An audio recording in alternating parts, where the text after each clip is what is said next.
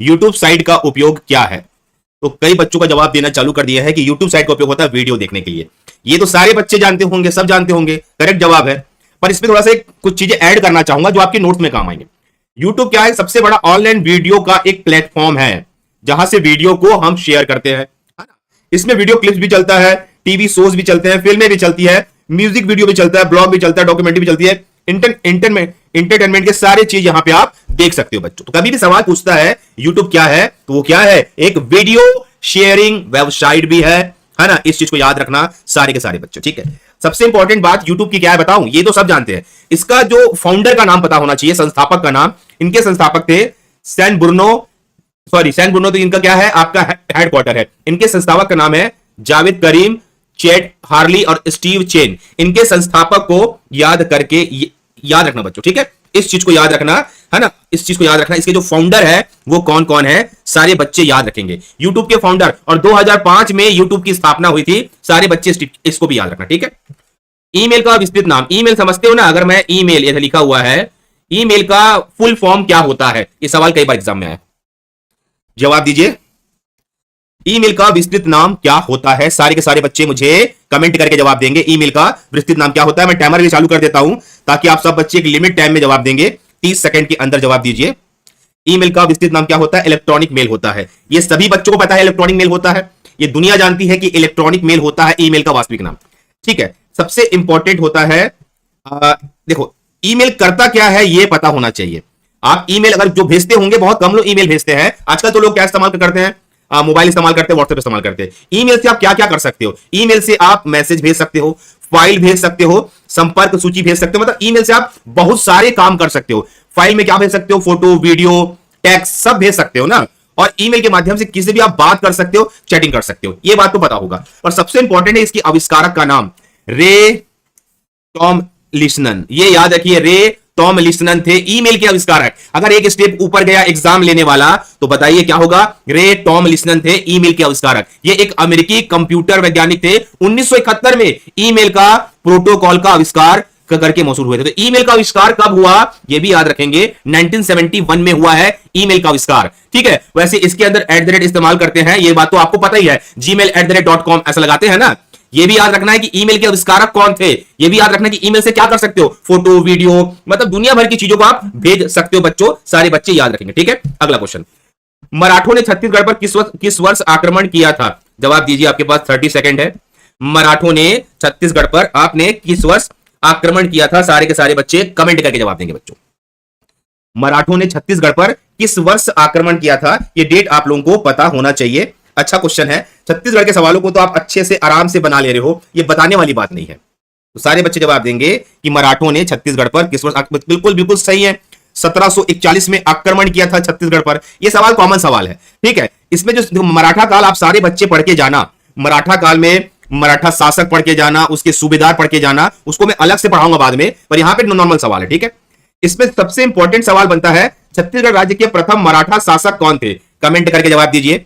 छत्तीसगढ़ राज्य के प्रथम मराठा शासक कौन थे? सारे बच्चे जवाब दीजिए। देखिए, छत्तीसगढ़ से सारे बच्चों का तगड़ा है, बोलने वाली बात है नहीं, है ना। छत्तीसगढ़ के सवाल भी नॉर्मली पूछे जा रहे हैं, तो जवाब दीजिए। छत्तीसगढ़ के प्रथम मराठा शासक कौन थे? सब बच्चों को पता है, आराम से कमेंट करके जवाब देंगे। छत्तीसगढ़ के प्रथम मराठा शासक कौन है? जवाब दीजिए बच्चों। बिंबाजी भोसले। अब ये तो याद हो गया ना भैया, 1741 में स्थापना हुई है और उनके प्रथम शासक बने थे बिंबाजी भोसले, ठीक है। तो सीजी आप लोगों का वैसे ही बहुत अच्छा है, इसको और कर लेना अच्छा।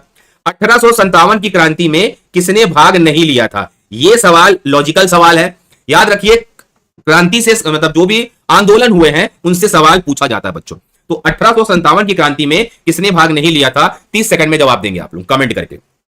गुड इवनिंग मेरे प्यारे बच्चों, जवाब दीजिए मेरे स्टूडेंट। 1857 की क्रांति में किसने भाग नहीं लिया था? अच्छा क्वेश्चन है, लॉजिकल सवाल है। एक बार सारे बच्चे कमेंट करके बताएंगे किसने भाग नहीं लिया था। करेक्ट आंसर है। 20 सेकंड में आंसर आ गया, मतलब दिमाग में आंसर याद है। मतलब भाई भगत सिंह ने भाग नहीं लिया था, नाना साहब, तात्या टोपे, रानी लक्ष्मीबाई, सब ने भाग लिया था। इसका डिटेल समझा रहा हूं, समझना बच्चों ना। देखो, मंगल पांडे, ये सवाल एग्जाम में पूछा गया। मंगल पांडे ने 1857 में, है ना, कहां से? मेरठ से, है ना। क्या मंगल पांडे ने 1857 में जो चर्बी वाला जो खाया था ना, गोली कारतूस में, उसके बाद आंदोलन हो गया था। अब यह आंदोलन पूरा फैला, फिर रानी लक्ष्मीबाई आई, 1857 क्रांति भाग ली और ब्रिटिशों से झगड़ा कर लड़ी, फिर एक याद रखना, बॉक्सी बेल करके एक आई जिसे झांसी का बेगम कहते थे, उन्होंने भी 1857 की क्रांति में अपना योगदान दिया। फिर नाना साहब थे, नाना साहब को बालाजी बाजीराव के नाम से जाना जाता था। तो ये सभी 1857 की क्रांति में थे और अपने अपने साम्राज्य के लिए इन्होंने लड़ाई किया अंग्रेजों से, बाद में शहीद हो गए, पर सभी ने लड़ा। पर मंगल पांडे ने सबसे पहले विद्रोह किया था, उसके बाद रानी लक्ष्मीबाई आई। याद रखना, कभी कभी इसका क्रम पूछ देता है, तो क्रम भी आप याद रखिए बच्चों, कोई बच्चा भी क्रम नहीं भूलेगा, सारे बच्चे क्रम भी याद रखेंगे, है ना। अगला क्वेश्चन, निम्नलिखित में से कौन सा प्राचीनतम स्मृति है? यह सवाल एग्जाम में पूछा है हाल ही के में, कमेंट करके सारे बच्चे जवाब देंगे। निम्नलिखित में से कौन सा प्राचीनतम स्मृति है? सारे बच्चे कमेंट करके बताएंगे मुझे इसका आंसर क्या होगा। निम्नलिखित में से कौन सा प्राचीनतम स्मृति है? आपने पढ़ा है ये सवाल, मैं इसके आगे जाऊंगा ना, मैं एक एक दो दो स्टेप आगे समझा रहा हूं ताकि आपके नोट्स में, आप नोट्स बनाइए बच्चों, ताकि आपके नोट्स में ये डेटा आ जाए और आपके एग्जाम में इससे आगे पूछे तो आप सवाल निकाल लो। निम्नलिखित में से कौन सी प्राचीनतम स्मृति है? सबको पता है ना, मनुस्मृति। ये सवाल हाल ही में टीचर के एग्जाम में आया था, हाल ही में आया था, सबने लगाया। अब एग्जाम लेने वाला जान गया कि इतना तो आंसर पता है सबको, पर इस पे जो डिटेलिंग समझेंगे। मनुस्मृति का अन्य नाम और क्या क्या है? याद रखना, मानव धर्मशास्त्र है ना, मनु धर्मशास्त्र भी कहा जाता है। किसको? इसको मनुस्मृति को मानव धर्मशास्त्र और मनु धर्मशास्त्र भी कहा जाता है। यह भारत का सबसे प्राचीन धर्मशास्त्र माना जाता है बच्चों, इसको नोट करके चलना। इसके रचयिता का नाम क्या है? मनुस्मृति के रचयिता का नाम महर्षि मनु है, इस बात को याद रखना। अगर पूछ दिया कि मनुस्मृति किसने लिखा, ये सवाल कहीं आगे आ गया तो याद रखना महर्षि मनु है, वो एक महान गुरु थे और एक महान धर्म गुरु थे उस समय के याद रखना बच्चों, ठीक है। तो ये सवाल क्या होता है, अगर अगला स्टेप लेता है एग्जाम लेने वाला तो हमको पता होना चाहिए इसका अन्य नाम क्या है, ये भारत का प्राचीन धर्म ग्रंथ है, इसके रचयिता कौन है, ये सारा डिटेल पता होना चाहिए, ठीक है।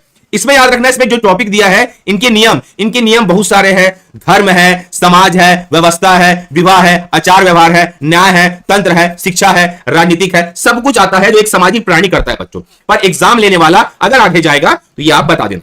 पीताम्बर में समास का नाम बताइए, पीताम्बर में कौन सा समास पाया जाता है? सारे बच्चे कमेंट करके जवाब देंगे, पीताम्बर में कौन सा समास पाया जाता है, सारे बच्चे बताइए। और एक बात और समझा दूं मेरे प्यारे बच्चों, एग्जाम हम देने जाएंगे, हमारे पास प्रॉपर नोट्स भी होना चाहिए डेली क्लासेस का। डेट वाइज जो मेरी क्लास यूट्यूब पे आ रही है उसके नोट्स भी बनाइए सारे बच्चों, ठीक है। जवाब दीजिए, पीताम्बर में कौन सा समास पाया जाता है? पीताम्बर में कौन सा समास पाया जाता है? अच्छे से, अच्छा मैं टाइमर लगाया नहीं हूं ना। देखिए, बहुब्रीहि समास पाया जाता है पीताम्बर में। क्या पाया जाता है? बहुब्रीहि समास पाया जाता है पीताम्बर में। समझेंगे बहुब्रीहि समास का उदाहरण क्या क्या होता है भाई। जिसमें एक प्रकार से वो आती है, देखो ना, चार पाई, तो चार पाया जिसमें अर्थात खाट चतुर्भुज, है ना, विष्णु पंचान मतलब पांच आनंद जिसके अर्थात से, मतलब एक प्रकार से संख्या का बोध होता है, याद रखना बहुब्रीहि समास कहलाता है ना, एक प्रकार से उसमें बोध होता है बच्चों, ठीक है। इस बात को कोई बच्चा भी भूलेगा नहीं, ये और भी एग्जांपल है, याद रखेंगे। चरण कमल में कौन सा समास होता है? एक बार सारे बच्चे मुझे कमेंट करके जवाब देंगे। चरण कमल में कौन सा समास पाया जाता है? सारे बच्चे कमेंट करके बताइए। चरण कमल, और हम हिंदी को भी टारगेट कर रहे हैं ताकि 10 नंबर भी आपका ना छूटे। हिंदी के भी सवालों को डाला जाएगा ताकि आपका 10 नंबर भी छूटे ना, और आप उसको प्यार से आराम से बना ले। चरण कमल में कौन सा समास पाया जाता है? एक बार सारे बच्चे कमेंट करके बताएंगे मुझे। बिल्कुल सही है, कर्मधारय समास पाया जाता है बच्चों। तो ये याद रखिए, संधि समास करके चलना है। समझेंगे कि चरण कमल में कर्मधारय समास है, इसका समास विग्रह क्या होगा? कमल के समान चरण, क्या होगा? कमल के समान चरण, ठीक है, या कमल रूपी चरण। इसमें उपमेय उपमान का संबंध होने के कारण यह कर्मधारय समास कहलाता है बच्चों। बहुत छोटे छोटे ट्रिक्स पे भी इसको हम सॉल्व कर सकते हैं, पर ये सोल्यूशन पे लीजिए कि होता क्या है, ठीक है। एक और क्वेश्चन ले लेते हैं, घुड़सवार में कौन सा समास पाया जाता है? जवाब दीजिए। घुड़सवार, या तो तोड़ लीजिए इसको, या आपको याद है तो कमेंट करके जवाब देंगे कि घुड़सवार में कौन सा समास पाया जाता है। एक बार सारे बच्चे मुझे कमेंट करके बताइए, घुड़सवार में कौन सा समास पाया जाता है। जवाब दीजिए, अगर आपने पढ़ा है तो जवाब दीजिए। आपके पास है ओनली 30 सेकंड। टाइमर हटा दिया हूं क्या? नहीं, टाइमर यहीं पर है, लगा देते हैं। जवाब दीजिए, क्या पाया जाता है? घुड़सवार में कौन सा समास पाया जाता है? वेरी गुड, कई बच्चों का आंसर बहुत सही आ रहा है, बहुत परफेक्ट आ रहा है, और आप एकदम परफेक्ट जवाब दे रहे हो बच्चों। बिल्कुल सबको पता है ना, तत्पुरुष समास पाया जाता है बच्चों, ये याद होना चाहिए, ठीक है। समझेंगे समास का वह रूप, तत्पुरुष समास में समास का वह रूप जिसमें द्वितीय पद या उत्तर पद प्रधान हो उसे तत्पुरुष समास कहते हैं। जिसमें द्वितीय पद या उत्तर पद क्या हो? प्रधान हो, जिसे तत्पुरुष समास कहते हैं बच्चों, ठीक है। तत्पुरुष समास में प्रथम पद संज्ञा या विशेषण होता है, अतः लिंग वचन का निर्धारण अंतिम व द्वितीय पद के अनुसार होता है। जैसे घुड़सवार, सवार अलग हो गया लिंग में और गुण अलग हो गया, इस बात को याद रखना बच्चों, ठीक है। चौराहा में कौन सा समास पाया जाता है? चलिए कमेंट करके बताइए। चार रास्ताओं को चौराहा बोलते हैं, जहां से चार रास्ता निकलते हैं, तो कमेंट करके बताइए कि चौराहों में कौन सा समास पाया जाता है बच्चों, है ना। कमेंट करके सारे के सारे बच्चे जवाब देंगे मेरे को, ठीक है। चौराहा में कौन सा समास पाया जाता है, सारे बच्चे जवाब दीजिए। हाँ एकदम सही है, करेक्ट आंसर है द्विगु समास। तो याद होना चाहिए, हिंदी 10 नंबर का आता है, हम टारगेट करेंगे उसको रेगुलर ना, क्योंकि 10 नंबर भी बहुत इंपॉर्टेंट है स्टूडेंट, क्यों छोड़ना 10 नंबर, है ना। थोड़ा सा समझा देता हूं मैं। चौराहा शब्द में समास, चौराहा शब्द में समास होता है द्विगु समास।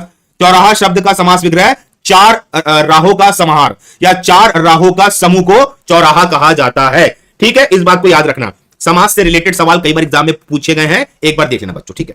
द्विगु समास क्या होता है पहले समझा देता हूं। समास का वह रूप क्या होता है? समास का वह रूप जिसमें पूर्व का पद संख्यावाचक होता है, जैसे बोला गया चौराहा, है ना। तो चौ मतलब चार, चौ मतलब चार मतलब संख्या आ गई, तो उसके पूर्व का पद मतलब पहले वाला पद, ये होता है पूर्व का पद जो पहला पद होता है, और ये होता है उत्तर का पद, है ना, जो पीछे वाला होता है। तो चार में मतलब चौराहा में चार आ गया, तो चार आ गया मतलब पूर्व का पद अगर संख्यावाचक हो तो उसे द्विगु समास कहते हैं, या उसकी संख्या दी गई है। द्विगु समास में कभी कभी भी उत्तर के पद भी संख्यावाचक हो सकते हैं, कभी कभी पीछे का पद भी संख्यावाचक हो सकता है बच्चों। तो ट्रिक यही है, अगर सामने संख्या आ रहा है तो द्विगु समास समझ लेना, ये आपका आंसर होगा स्टूडेंट, ठीक है। ये छोटे छोटे ट्रिक आपको याद होने चाहिए बच्चों। अगला क्वेश्चन, वह ब्रिटिश प्रधानमंत्री जिसके समय भारत ने स्वतंत्रता प्राप्त की थी, कमेंट करके जवाब दीजिए। वह ब्रिटिश प्रधानमंत्री जब भारत आजाद हुआ तब वो थी, और ये सवाल आपके मॉडर्न हिस्ट्री का सवाल है, आधुनिक भारत का सवाल है ये, कि वह ब्रिटिश प्रधानमंत्री जिसके समय भारत में स्वतंत्रता की प्राप्ति की गई थी। यह सवाल बहुत बार एग्जाम में रिपीटेड हुआ है, जवाब दीजिए इसका आंसर क्या होगा। आपके पास टाइमर लगा देता हूं, आपके पास 30 सेकंड है, आप 30 सेकंड में जवाब दीजिए कि वह ब्रिटिश प्रधानमंत्री जिसके समय भारत ने स्वतंत्रता की प्राप्ति की थी। बहुत प्यारा और बहुत क्लियर क्वेश्चन है ये, जवाब उसका आंसर क्या होगा। Very good. और कई बच्चों की तैयारी देख के मुझे संतोष मिलता है कि पढ़े हैं बच्चे आप लोग, और पहली बार मैं देख रहा हूं कि मेरे कुछ स्टूडेंट का आंसर गलत हुआ है और कुछ का सही हुआ है, कुछ का गलत हुआ है ना। इसका सही आंसर है बेटा Clement Attlee, not Winston Churchill. ये कई बच्चे एक की राह में मारना चालू कर दिए, क्या है ना, क्या है answer? Clement Attlee, not Winston Churchill, ठीक है। अब इसके डिटेल को समझाऊंगा, तो आज जो गलती किए हो वो एग्जाम में गलती नहीं करोगे, समझेंगे बच्चों ना इसको। देखो, जब भारत को स्वतंत्रता प्राप्त हुई तो उस समय ब्रिटिश प्रधानमंत्री, यूनाइटेड किंगडम की प्रधानमंत्री थी क्लेमेंट एटली, जो कि 20 फरवरी 1947 को घोषणा की थी कि भारत आजाद हो गया है करके, ठीक है। ये जो गलती हुआ है सारे बच्चे सुधार लेना। ब्रिटिश सरकार द्वारा नवीनतम रूप से 30 जून 1948 तक ब्रिटिश भारत के पूर्व स्वशासन प्रदान करेगी करके, मतलब समझ लो उसको वापस, मतलब भारत आजाद हो गया है, अब भारत द्वारा ही अपना संचालन किया जाएगा। तो जिनसे भी गलती हुआ ठीक करना। दिल्ली चलो का नारा किसने दिया? ये नारा वारा से कई बार सवाल बहुत बार आया है, और अभी हाल ही के एग्जाम में क्वेश्चन आया था कि दिल्ली चलो से नारा किसने दिया, और ये क्वेश्चन हमने पिछले बार भी कराए हैं और अभी भी लेके चल रहे हैं। तो जवाब दीजिए, दिल्ली चलो से नारा किसने दिया? कमेंट करके बताइए किसने दिया, ठीक है। याद हो जाना चाहिए, गलती जो हो रही है उसको याद करो बच्चों। दिल्ली चलो का नारा किसने दिया? भाई महात्मा गांधी ने बहुत नारा दिया, हे राम बोले, है ना, ठीक है। जवाहरलाल नेहरू ने भी नारा दिया, है ना, किसने दिया? बिल्कुल सही है, दिल्ली चलो का नारा किसने दिया? सुभाष चंद्र बोस जी ने दिया बेटा, है ना, महात्मा गांधी ने नहीं दिया। किसने दिया? सुभाष चंद्र बोस जी ने ये नारा दिया। अब समझेंगे ये नारा क्यों दिया गया, ऐसा क्या हुआ ये नारा देना पड़ा। सुभाष चंद्र बोस जी ने कहा दिल्ली चलो का नारा, ये दिया। इस नारे का इस्तेमाल 1944 में किया गया। इस नारे का इस्तेमाल 1944 में किया गया बच्चों। कब किया गया? 1944 में किया गया। अब भारतीय राष्ट्रीय सेना को प्रेरित करने के लिए कि दिल्ली चलो का नारा दिया गया। मतलब ये बर्मा के खिलाफ क्या कर रहे थे? सैन्य अभियान कर रहे थे। बर्मा के खिलाफ क्या कर रहे थे? सैन्य अभियान कर रहे थे। तो दिल्ली चलो का नारा दिया गया। इस बात को याद रखना। आज सारा डिटेल मिल गया कि एक्चुअल में नारा कब दिया गया, सारा का सारा डिटेल मिल गया। इस बात को याद रखना, है ना। थोड़ा सा मेरे पेन में प्रॉब्लम आ रहा है, ठीक कर लेते हैं, ठीक है। राष्ट्रपति का अभिभाषण तैयार किया जाता है। राष्ट्रपति का अभिभाषण कौन तैयार करता है? कमेंट करके जवाब दीजिए मुझे सारे बच्चों। राष्ट्रपति का अभिभाषण कौन तैयार करता है? सारे बच्चे मुझे 30 सेकंड में जवाब दीजिए। ये सवाल अच्छे हैं, ये सवाल पूछे जाते हैं, आप जवाब दीजिए। राष्ट्रपति का अभिभाषण तैयार किया जाता है, किसके द्वारा तैयार किया जाता है? खुश रहिए, जवाब दीजिए। 30 सेकंड है आपके पास। कौन तैयार करता है? राष्ट्रपति का अभिभाषण। याद रखना, संसद की जब भी शुरुआत होगी तो लोकसभा और राज्यसभा को संबोधित राष्ट्रपति करेगा। ये तो आप लोग जानते हो ना बेटा। सही आंसर है प्रधानमंत्री और उसके मंत्रिमंडल द्वारा राष्ट्रपति का भाषण तैयार किया जाता है। ये लोग नहीं पता है, इसको याद रखना। इसका डिटेल समझो, इसका डिटेल क्या है समझना। संसद के लिए राष्ट्रपति का अभिभाषण केंद्रीय मंत्रिमंडल द्वारा तैयार किया जाता है।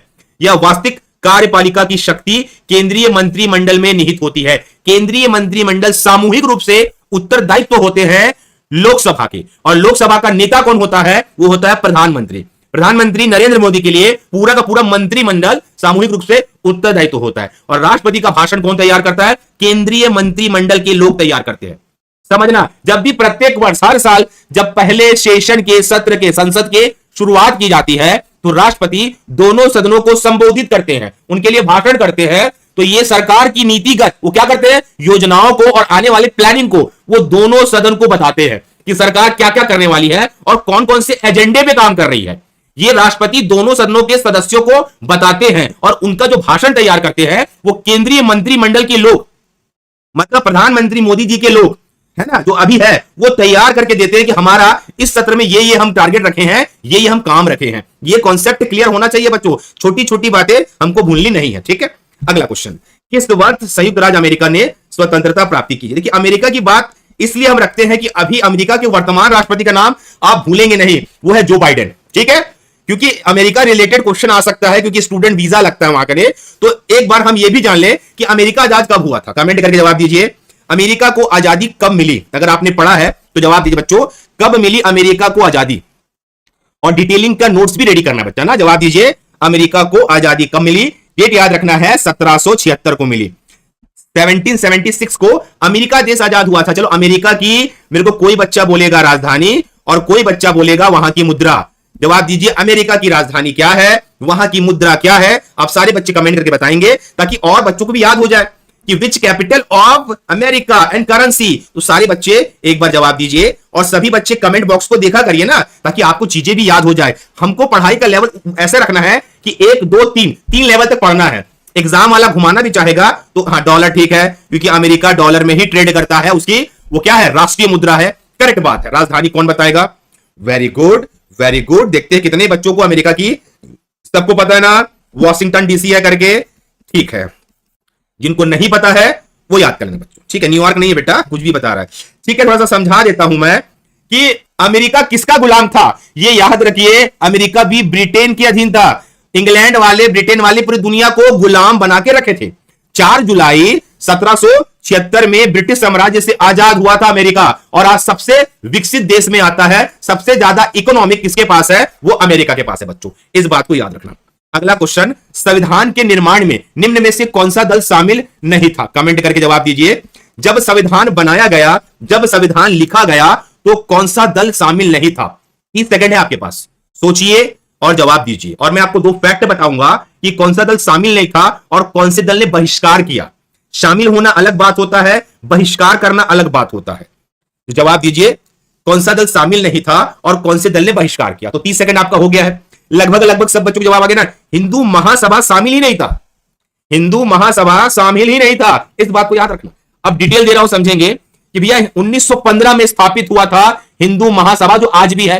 वो संविधान सभा में भाग नहीं लिया, 1915 में स्थापित हुआ था। और जबकि मुस्लिम लीग ने संविधान सभा का बहिष्कार किया। अब 2 बातें होती है एग्जाम में। अगर आप एग्जाम में जाके संयम से क्वेश्चन ये नहीं पढ़ रहे हैं कि शब्द में किसने भाग नहीं लिया, यह सवाल पूछा गया है, कि बहिष्कार किसने किया, यह सवाल पूछा गया है। अगर बहिष्कार शब्द आएगा आप लगाएंगे मुस्लिम लीग, और किसने भाग नहीं लिया आप लगाएंगे हिंदू सभा। दोनों में कंफ्यूजन नहीं होना चाहिए कि आप सबका लगा के आ गए हिंदू सभा, यही एग्जाम में दिक्कत होता है। अच्छा, हिंदू सभा के संस्थापक कौन थे वो भी याद रखना है, मदन मोहन मालवीय और लाला लाजपत राय। 1915 में इन्होंने ही हिंदू महासभा का गठन किया था, यह भी याद रखना है। अगर एग्जाम में डायरेक्ट पूछ दिया हिंदू महासभा का गठन किसने किया था, तो सारे बच्चे इसका भी जवाब दे सके, वहां से उनका आंसर कटे भी नहीं। ठीक है, तो ये सारे पॉइंट्स को बच्चे आप लोग नोट करके रखेंगे ताकि एग्जाम में आपसे गलती ना हो। ठीक है, अगला क्वेश्चन, भारत का सबसे लंबा बांध कौन सा है? ये तो मेरे हिसाब से हलवा सवाल है, तो जल्दी से जवाब दीजिए। भारत में सबसे लंबा बांध कौन सा है? कमेंट करके बताइए बच्चों, है ना।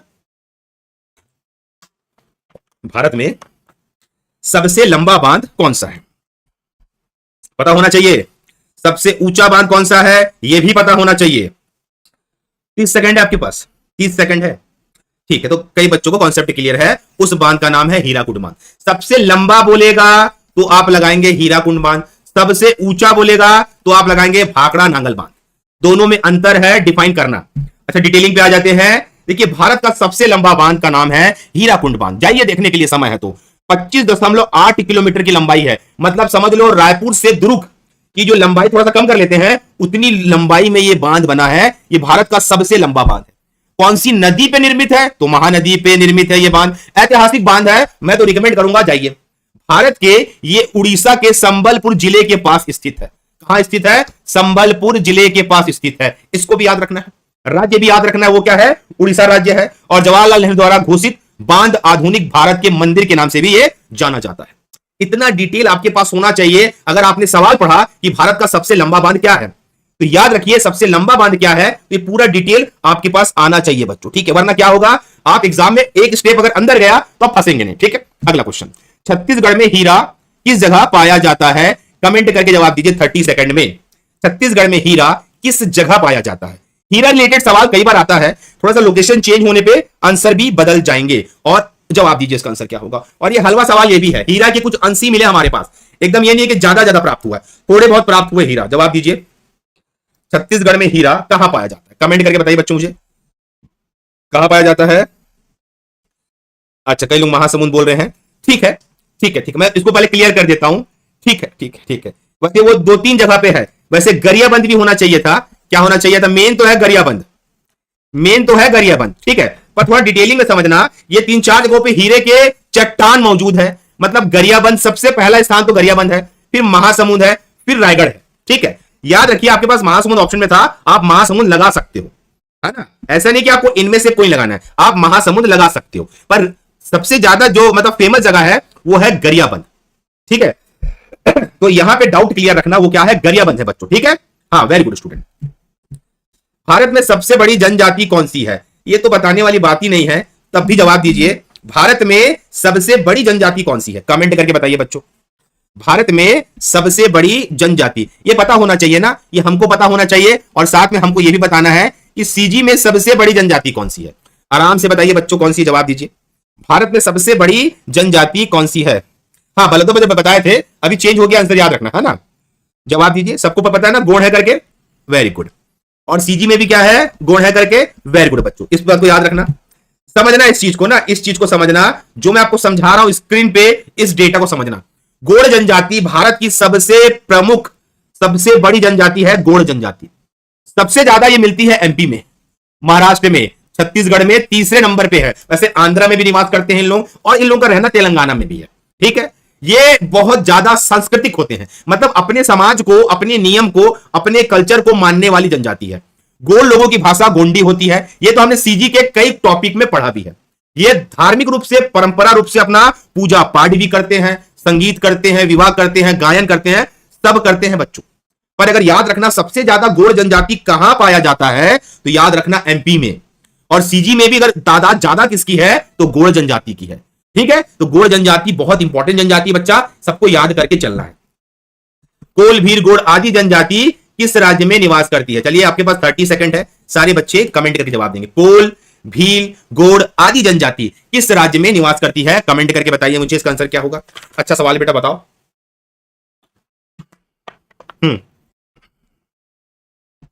बताइए मुझे, कोल, भील, गोंड आदि जनजाति किस राज्य में निवास करती है? कमेंट करके जवाब दीजिए। अभी मैंने क्या बताया? एमपी है।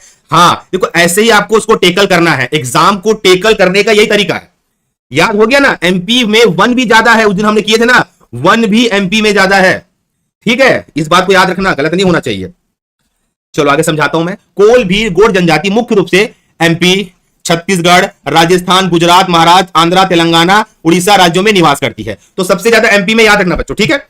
कौन सी बंगाल की खाड़ी में गिरने वाली नदी है? जवाब दीजिए कमेंट करके।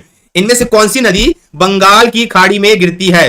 कल कुछ क्वेश्चन में दिक्कत आया था ना कि हिंद महासागर में, देखिए बंगाल की खाड़ी अलग है, अरब सागर अलग है, हिंद महासागर अलग है, ठीक है। उसको डिस्कशन करूंगा अगले वीडियो पे, नए वीडियो पे। पहले बताइए कौन सी बंगाल की खाड़ी में गिरती है? कमेंट करके जवाब दीजिए, कौन सी नदी है वो।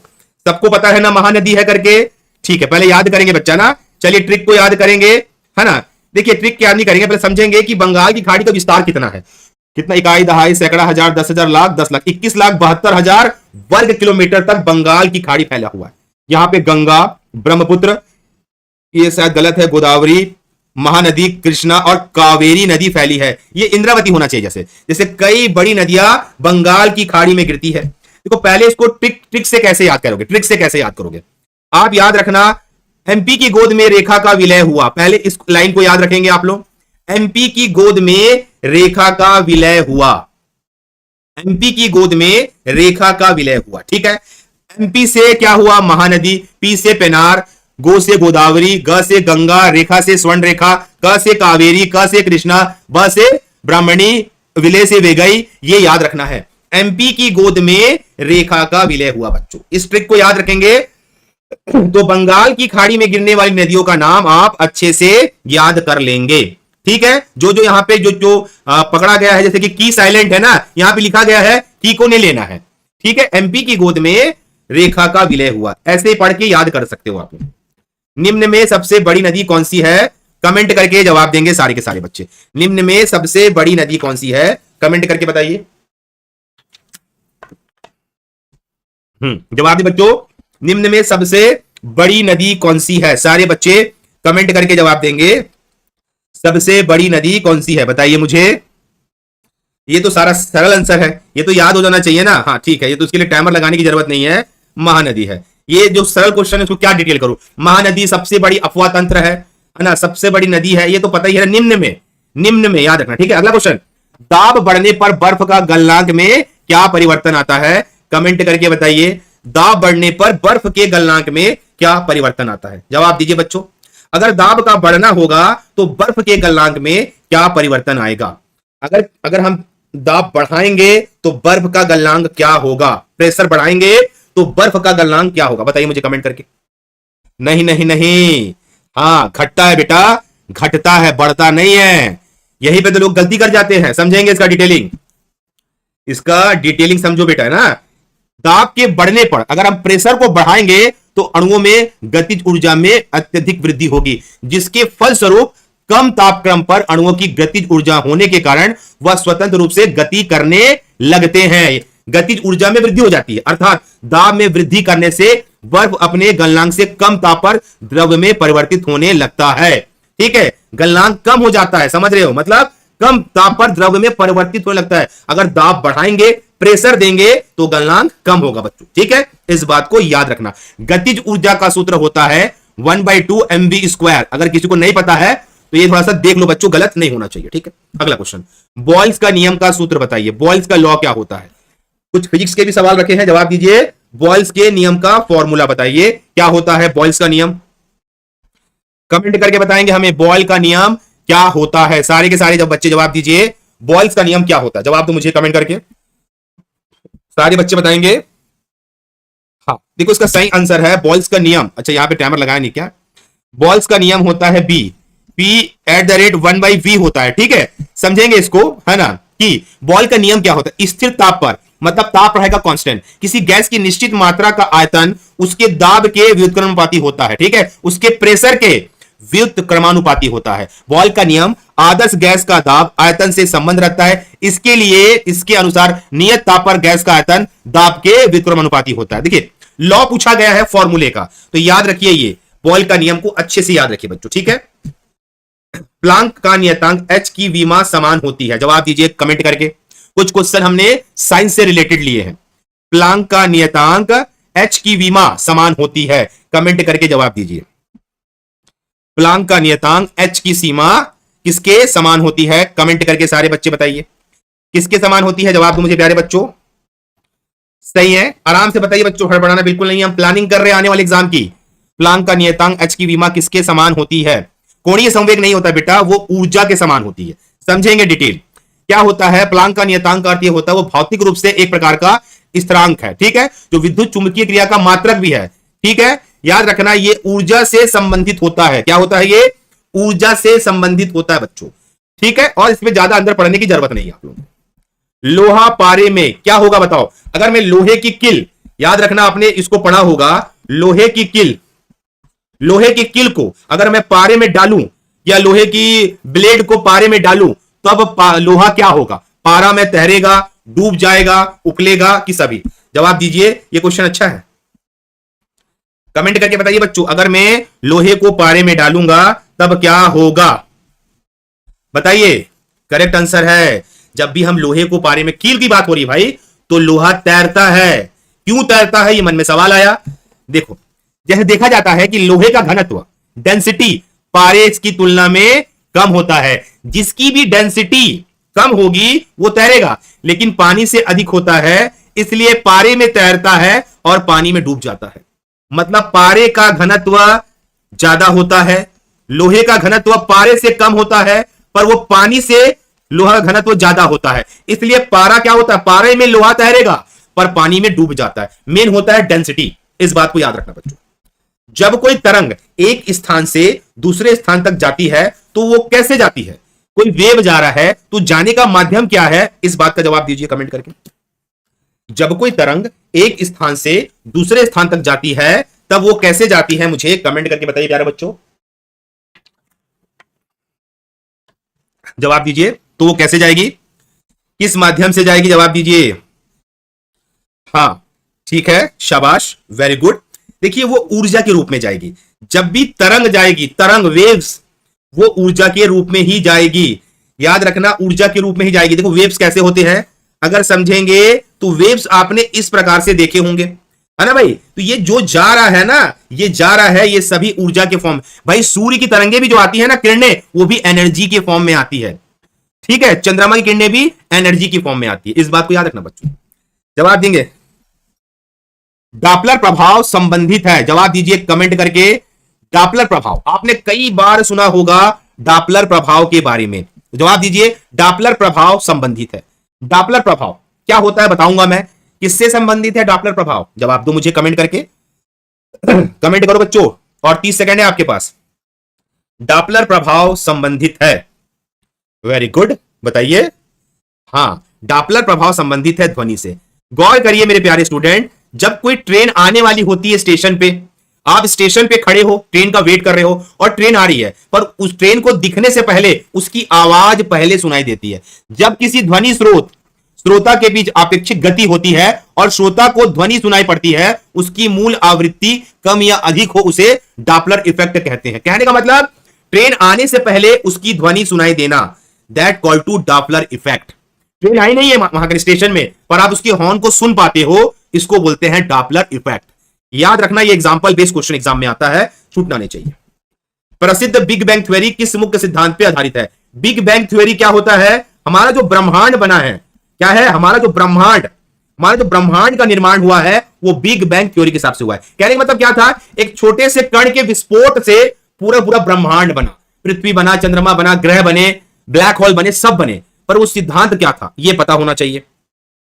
जवाब दीजिए, किस सिद्धांत के आधार पर ब्रह्मांड का निर्माण हुआ है? जवाब दो कमेंट करके, किस सिद्धांत के आधार पर ब्रह्मांड का निर्माण हुआ है? दैट कॉल टू डॉपलर प्रभाव। डॉपलर प्रभाव आएगा इसमें भी। डॉपलर प्रभाव था वो, ठीक है। कांस्टेंट प्रेशर बनते गया और एक ब्लास्ट हुआ, और क्या हुआ? ब्रह्मांड का निर्माण हुआ बच्चों, ठीक है। वायु दाब बनाती है। अगर आप एक अपनी पृथ्वी पे रह रहे हो, थोड़ा सा इसको ठीक कर लेते हैं ना, एक शेप ले लेते हैं। चलो, ये आपकी पृथ्वी है, हाँ चलो, ये पृथ्वी है, ये दिख रहा है पृथ्वी है, हाँ समझा बेटा ना? तब तक कमेंट करते रहो। पृथ्वी पे आप रह रहे हो, है ना? तो बताइए प्रेशर, प्रेशर कैसे बनेगा? प्रेशर याद रखना, अगर जो भी वायुमंडलीय प्रेशर होता है, जो भी वायुमंडलीय प्रेशर होता है, वैसे तो वो सभी दिशाओं पे बनता है। इधर भी बनेगा, इधर भी बनेगा, इधर भी बनेगा, है ना? सब तरफ बनता है प्रेशर, सारी दिशाओं में प्रेशर बनता है बच्चों, इस बात को याद रखना। सभी दिशाओं में प्रेशर बनता है, केवल नीचे, केवल ऊपर नहीं बनता। प्रेशर सब तरफ है, प्रेशर ऐसे भी आ रहा है, प्रेशर ऐसे भी आ रहा है, प्रेशर सब दिशा में आ रहा है, ठीक है। इस बात को याद रखना बच्चों, है ना? ध्वनि की चाल बताइए। देखिए, ध्वनि की चाल सबसे ज्यादा, अगर किसी की गति है, अगर चाल है, तो वो है प्रकाश की। प्रकाश की चाल ज्यादा है, उसके बाद ध्वनि की चाल आती है। तो जवाब दीजिए, ध्वनि की चाल। ध्वनि की चाल बताइए। नीचे नहीं बनता बेटा, सब दिशा में बनता है ना। ध्वनि की चाल बताइए मुझे, जवाब दीजिए ध्वनि की चाल क्या होगी। और सवाल तगड़े बच्चा, जवाब दीजिए कमेंट करके, ध्वनि की चाल क्या होगी। हाँ, करेक्ट आंसर है कई बच्चों का 760 मील प्रति घंटा। वैसे ये लगभग मान है, ये लगभग मान है, ये है ना, लगभग मान है ये, ठीक है। 760 लगभग मान है। अब समझेंगे साउंड की गति को, समझेंगे हवा में ध्वनि की चाल, हवा में लगभग 343 मीटर प्रति सेकंड होता है, अगर आपके ऑप्शन में ये दिया हो, या 1235 किलोमीटर प्रति घंटा होता है, या 767 मील प्रति घंटा होता है, जो कि आपको ये दिया हुआ था ना, ठीक है। तो याद रखना साउंड की स्पीड भी अलग अलग होती है। अब आपके ऑप्शन में क्या दे रहा है वो आपको समझना है बच्चों, कि ध्वनि की चाल क्या होती है करके, है ना। तो आज का हमने 30 क्वेश्चन आपको कराया, पर सबसे इंपॉर्टेंट चीज ये नहीं है कि आपने क्वेश्चन किया, सबसे इंपॉर्टेंट चीज ये है आपकी नोट्स रेडी होने चाहिए। इस पे आप अपने नोट्स को अच्छे से रेडी करेंगे बच्चों, ताकि एग्जाम में छूटे ना। ये आज आपका मॉक टेस्ट था और कुछ चीजों को मैंने डील भी कर दिया, ताकि आपको क्लियर हो क्वेश्चन कि एग्जाम में ये सवाल आया, इन पॉइंट पे हम आंसर दे सकते हैं स्टूडेंट। और सारे बच्चों से रिक्वेस्ट है भाई, सेशन ज्वाइन करते हो तो वीडियो को लाइक करके अटेंडेंस लगा दिया करो, है ना, ताकि हमको भी समझ आए कि अटेंडेंस कितने बच्चे देख रहे हैं।